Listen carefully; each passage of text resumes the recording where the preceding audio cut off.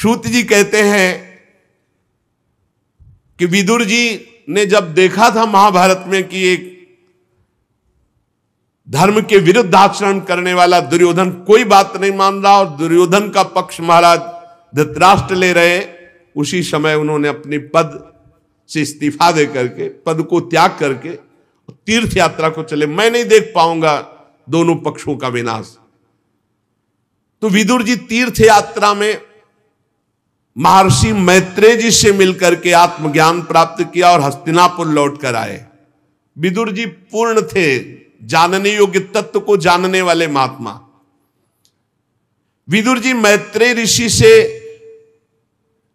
जितने प्रश्न किए थे उनका उत्तर सुनने के पहले ही श्री कृष्ण में ऐसी स्थिति हो गई कि उत्तर सुनना हुआ ही नहीं।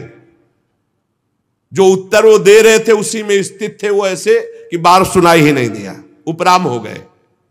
शौनक जी जो ही देखा कि विदुर जी आए तो धर्मराज युधिष्ठिर दौड़ पड़े।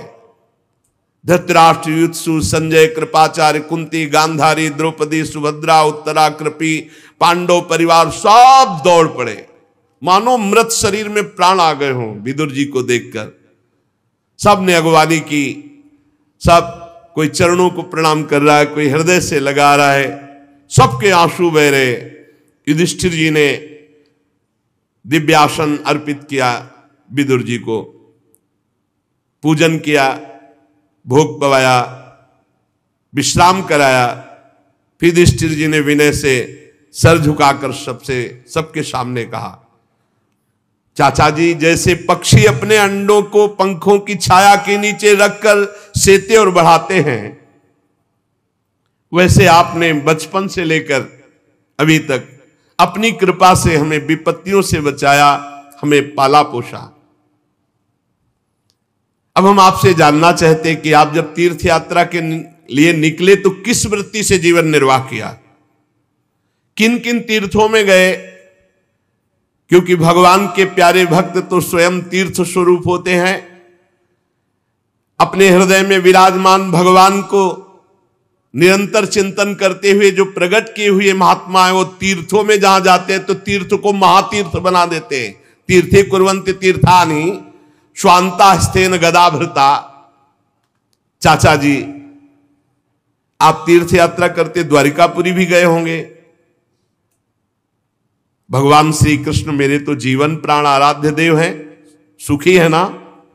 आपने जाकर देखा वहां सब सुखी हैं?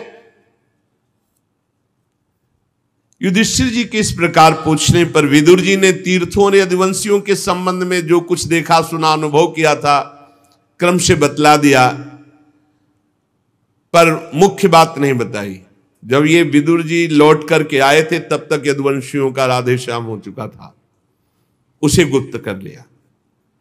क्योंकि करुणा में विदुर जी पांडवों को अपने सामने कभी दुखी नहीं देख सकते थे, इसलिए उन्होंने कोई असही घटना नहीं सुनाई, क्योंकि वो तो स्वयं प्रकट हो जाएगी, बताने की क्या जरूरत है।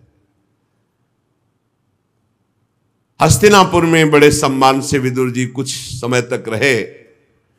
ये विदुर जी साक्षात धर्मराज हैं, मांडव्य ऋषि के साप से 100 वर्ष के लिए विदुर रूप में आए हुए थे मानव देह में। कई बार सत्संग में सुनाया है मांडव्य ऋषि की चर्चा। इतने दिनों तक यमराज की पदवी पर अर्यमा जी थे, उस पदवी में बैठते ही वो सामर्थ्य आ जाती है। ये दैवी संपदा से युक्त पदवियां हैं, तो अर्यमा जी ठीक पापियों को उचित दंड दे रहे थे। राज्य प्राप्त हो जाने पर अपने लोकपाल सरीखे भाइयों के साथ राजा युधिष्ठिर परीक्षित जी को देख करके बहुत आनंदित रहने लगे कि योग्य अधिकारी है। पर ये सब भूल चुके थे कि एक वो समय है जिसमें सर्वनाश होना है। पांडव भी ये भूल चुके थे कि अनजान में वो समय आ रहा है जिसमें हमारी मृत्यु होनी, सबको मरना है। परीक्षित जी का वो सौंदर्य, परीक्षित जी का वो सब प्रसन्न थे। देखते देखते भयानक समय आ गया जिसे टाला नहीं जा सकता।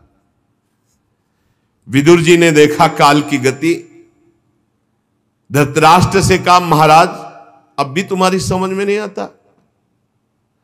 वैराग्य दिलाने के लिए कटुवचन बोलना ही होता है। बड़ा भयंकर समय आ रहा है और तुमने बड़ा भयंकर देख भी लिया, फिर भी सुखी होकर इनके टुकड़े खा रहे हो यहां हस्तिनापुर के महल में बैठ करके। मुझे दिखाई दे रहा है सर्वनाश, अब भाग चलो यहां से, निकलो, बात की बात में सर्वनाश हो जाएगा, भागो यहां से, अपना काम बना लो, भजन कर लो। सब मारे जा चुके, फिर भी तुम्हें जीने की आशा है? शरीर बुढ़ापे का शिकार है, या हस्तिनापुर में अब इनके शासन में पड़े हुए टुकड़े पा रहे हो? जीवित रहने की इच्छा। गृहपालवत, गृहपालवत कुत्ते, भीमापवर्जितम पिंडो मां दत्ते गृहपालवत, अहो महीयसी जंतुर जीविताशा यया भवान। कैसा मोह है कि अब भी जीने की आशा रखते हो, पूरे परिवार का विनाश करवा दिया, अब यहां इनके दिए हुए टुकड़े खाकर जीवन व्यतीत करते हो। तुम्हें संकोच नहीं हो रहा? तुम्हें अपने हृदय में गिलानी नहीं हो रही? जिनको विष दे के मारना चाह, जिनको आग में जलाना चाह, जिनकी पत्नी को सभा में अपमानित किया, जिनकी भूमि छीन ली, जिनसे युद्ध किया, आज उनके दिए हुए टुकड़े को खा रहे हो। क्या गौरव रखते हो अपने अंदर? विदुर जी ने डांट लगाई धृतराष्ट्र जी को। हद हो गई, अज्ञान की हद हो गई। अब भी जीना चाहते हो? क्या ये पुराने वस्त्र की तरह तुम्हारा शरीर स्वयं नष्ट नहीं हो जाएगा? इसलिए अपना स्वार्थ साध लो, ममता काटो, चलो हमारे साथ चलो, हम तुम्हें उपाय बताएंगे भगवत प्राप्ति कैसे होगी। धन्य है जिसको विदुर जैसा भाई मिला हो। चाहे अपनी समझ से या दूसरों के समझाने से समझ लो, अंतिम में तुम मरोगे, तुम्हारे साथ कुछ नहीं होगा, इसलिए भजन कर लो तो तुम्हारा कल्याण हो जाएगा। अंतःकरण को वश में करो, निकलो। जो आगे होने वाला है वो तुम देख नहीं रहे, मैं देख रहा हूं, चलो हमारे साथ।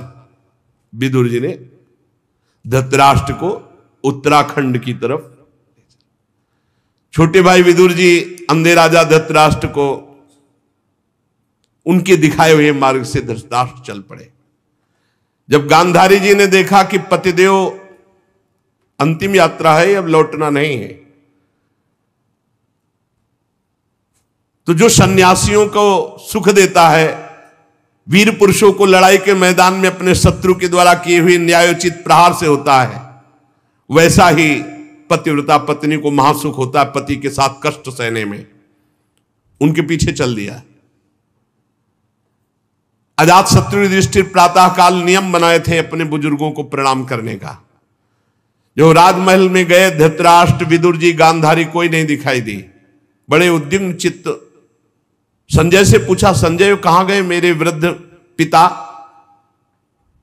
कहां गए मेरे चाचा जो विदुर जी, कहां गई माता गांधारी? क्या ऐसा तो नहीं कि मंदबुद्धि से मेरे से कोई अपराध बन गया हो और वो शंका करके चले गए हो? रुदन करने लगे युधिष्ठिर जी। सूत जी कहते, संजय अपने स्वामी धृतराष्ट्र को न पाकर स्नेह विकलता में बहुत कुछ उत्तर नहीं दिया। फिर धीरे धीरे चित्त को स्थिर किया और हाथों से आंसू पोंछते हुए कहा, मैंने खो दिया अपने महाराज को। धृतराष्ट्र, संजय बहुत प्यार करते थे धृतराष्ट्र जी को। कुरुनंदन, अब वो कभी नहीं मिलेंगे। तुम्हारे चाचा और गांधारी महाराज, इनके संकल्प का तो मुझे पता नहीं, लेकिन मैं ठगा गया, वो मुझे छोड़कर चले गए। इस तरह वार्ता ही हो रही थी कि त्रिकालज्ञ देवर्षि नारद जी पधारे। युधिष्ठिर जी ने प्रणाम किया, संजय जी ने प्रणाम किया। युधिष्ठिर ने कहा, भगवान आप त्रिकालज्ञ हैं, आप बता सकते हैं कि मेरे चाचा कहां गए, मेरे ताऊ कहां गए, गांधारी जी कहां गई? मैं बहुत व्याकुल हूं, क्या मेरे से कोई अपराध बन गया कि मुझे छोड़कर चले गए? शायद हो सकता है मैं मोह के कारण ऐसा कोई कार्य हो कर दिया हो जिसके कारण उनको ऐसा लगा हो मेरे में संशय और वो छोड़कर चल दिए। मैं बहुत दीन दुखी हूं, मेरे परिजन कैसे मेरे बिना रहेंगे? देवर्षि नारद जी उनको समझा रहे, पांच भौतिक शरीर है, इससे प्यार मत करो, ये काल कर्म गुणों के वश में है। जैसे अजगर के मुंह में पड़ा हुआ एक झटके में अंदर चला जाएगा, ऐसे काल हर शरीर को ग्रसित किए हुए है। हाथ वालों के बिना हाथ वाले, चार पैर वाले पशुओं के बिना पैर वाले, तृण आदि, उनमें भी बड़े जीवों के छोटे जीव, ये सब एक दूसरे के आहार हैं। जीव जीव आहार, जीव बिना जीव नहीं, पर जो निर्णय किया गया उतना ही आहार करो। जैसे अपने लोग ये सब्जियां पाते हैं, गेहूं आदि, इनमें भी जीव है वैसे ही, लेकिन हम जितना शास्त्र आज्ञा उतना ही पाएंगे, उसके विरुद्ध जीव हत्या करेंगे तो पाप लगेगा। सब जीव से ही जीव जीवित है, घास में भी जीव है।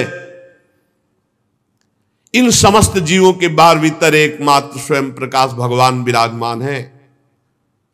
युधिष्ठिर, तुम उन्हीं को देखो, इन शरीरों को नहीं। महाराज, समस्त प्राणियों के जीवन दान देने वाले भगवान इस समय पृथ्वी तल पर देवद्रोहियों का नाश करके काल रूप से विराजमान हुए थे। वो अपना कार्य पूरा कर चुके, बस थोड़ा सा कार्य और रह गया है तुम लोगों का। तुम लोगों के भी अंतर ध्यान का समय आ रहा है।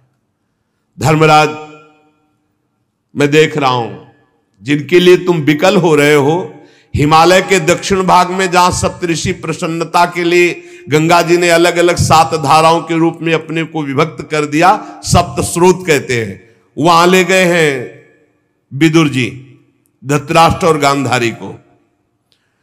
त्रिकाल स्नान करवाते हैं, विधि पूर्वक अग्निहोत्र कराते हैं और सारी कामनाओं को शांत करके केवल जल का पान करवा के और उनको बैठाल दिया है। विदुर जी के प्रभाव से इस समय धृतराष्ट्र और गांधारी ठूंठ की तरह अपने शरीर को शांत करके बैठ गए हैं। 5वें दिन आज के उनके शरीर में आग लग जाएगी, दोनों भस्म हो जाएंगे। पर्णकुटी सहित दोनों के शरीर भस्म हो जाएंगे, गांधारी जी का भी, धृतराष्ट्र का भी। विदुर जी अपने सामने अपने भाई को मोक्ष प्रदान करके, धृतराष्ट्र को और गांधारी को, पुनः तीर्थ सेवन के लिए चले जाएंगे। आप लोग शोक मत करो, मैं त्रिकालज्ञ हूं, देखकर बता रहा हूं। नारद जी बताकर चले गए। बड़ा विचित्र खेल है, इस संसार से सबको जाला है, कुछ साथ नहीं जाएगा। चाहे जितना लड़ाई झगड़ा करके राज्य एकत्रित कर लो, चाहे रुपया एकत्रित, बड़ा समय बलवान है, सब दिन होत ना एक समान। इसलिए भाई अपने कर्तव्य का पालन करते हुए नाम जप कर लो। जितना नाम जप करोगे, परोपकार करोगे, धर्म पूर्वक चलोगे, वही तुम्हारे साथ जाएगा। अन्यथा यहां से बड़े बड़ों को जाना पड़ा, पछता कर जाना पड़ा। यहां रुकना नहीं, इसका नाम मृत्यु लोक है। खूब नाम जप करो भगवत